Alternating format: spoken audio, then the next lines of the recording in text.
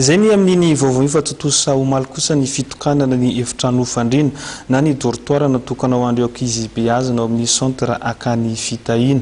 Izao no tanteraka dia noho ny ezaky ny mpanorona ny akany sy ny tolo-tanana avy amin'ny Sor Optimiste International.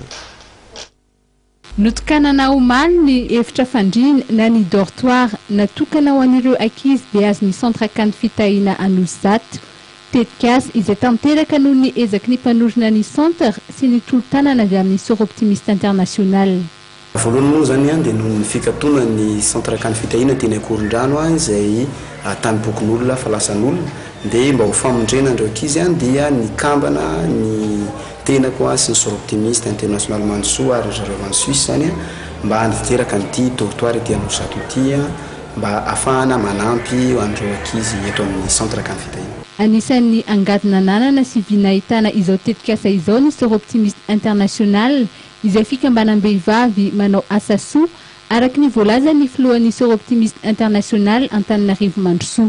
Manino zay no manoana manokana ny centre akany fitahina.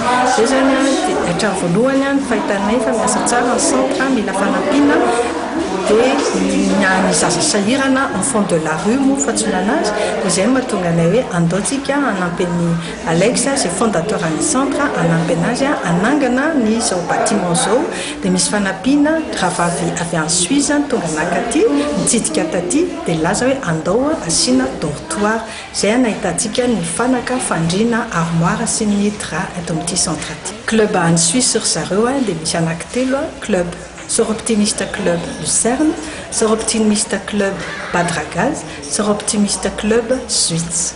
Raha toa ka efajato ireo ankizy beazina ny centre akany fitahina dia 570 eto amin'ny akany eto Anosizato. Misy ny fanabeazana, fampianarana, fanohanana ara-tsakafo azy ireo ary misy ihany koa ny famolavolana azy ireo ahikirakira ny teknôlôjia vaovao na ny multimédia. Anamarika ity taona ity ny fanokafana ny fankalazana ny 12 taona ny akany fitahina.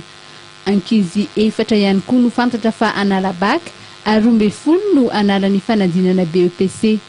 Ny tanjon'ny centre akany fitahina sy ireo mpanohana azy dia ny ahatafita hatrany ireo ankizy ireo.